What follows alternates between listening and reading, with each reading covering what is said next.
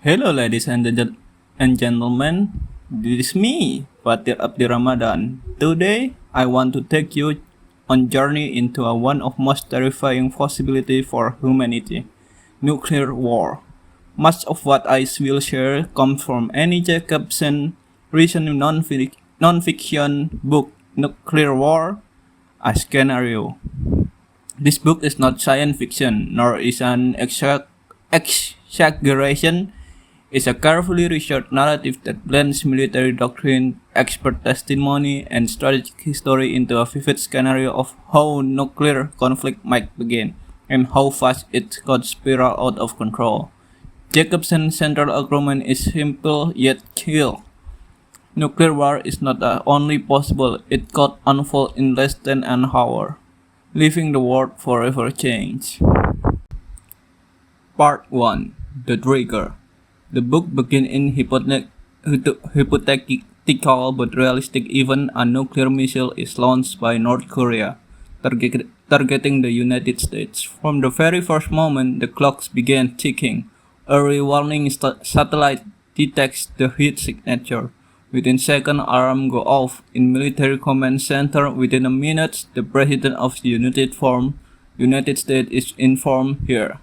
Jacobsen shows us something that few civilians even think about. The U.S. nuclear command and control system is designed for speed. The president has only a handful of minutes to decide whether to retaliate. Every second counts, and hesitation could mean losing an ability to strike back. Part 2: Launch and Warning. This brings us to one of the most dangerous doctrines in military strategy: launch on warning. In other words, the US and Russia too maintain the option to fire nuclear weapons that moment an incoming strike is detected. Even before it lands, the reasoning is simple. If you wait too long, your own missile might be destroyed in their silos, but the danger is enormous. A false alarm, or missile radar, or technical glitch could set the fort on fire. Jacobsen reminds us that history is full of close calls.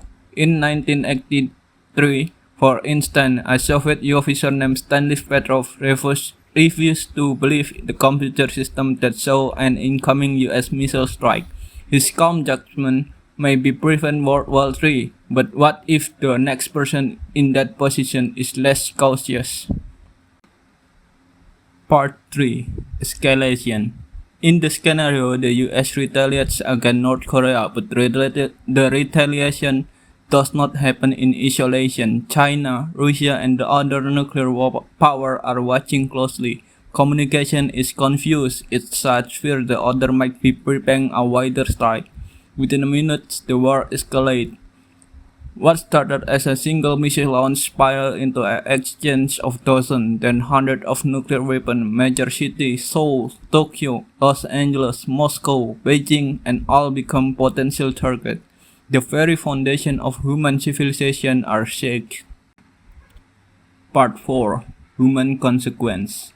Jacobsen does not stop at the military drama. She forced us to imagine other human chaos. A single modern war nuclear warhead can kill hundreds of thousands of people instantly. Entire hospitals are wiped out, transportation collapse, government lose control. Those who survive the initial blast must endure firestorm, radiation sickness, and collapse of basic social order. Then comes the long-term consequence: nuclear winter. With so many explosions, smoke, and dust rise into atmosphere, blocking sunlight. Global temperatures drops, crop fail, and famine spread worldwide.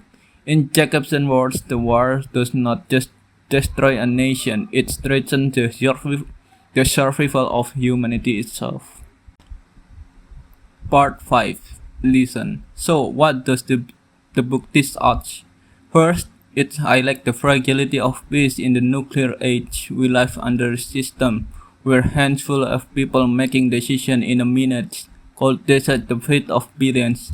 Second, it shows us that the trends will effective so far is not foolproof. Accident, miscommunication, or irrational choice can break the balance. Finally, Jacobsen's work is call to action. She wants readers to understand that nuclear war is not abstract threat, it's a real, immediate, and terrifyingly possible. And because of it, it's possible. It's demand awareness, debate, and political will to prevent it. To conclude, nuclear war as scenario is not meant to paralyze us in fear. Instead, it's meant to wake up us. By dramatizing that could happen, Jacobsen hopes that remind us that nuclear weapons are not just tools of defense, but also instruments of mass extinction. If we are to avoid unthinkable, we must learn, discuss, and act with responsibility. After all, the most powerful weapon humanity poses is not a nuclear weapon, it's the ability to choose peace. Thank you.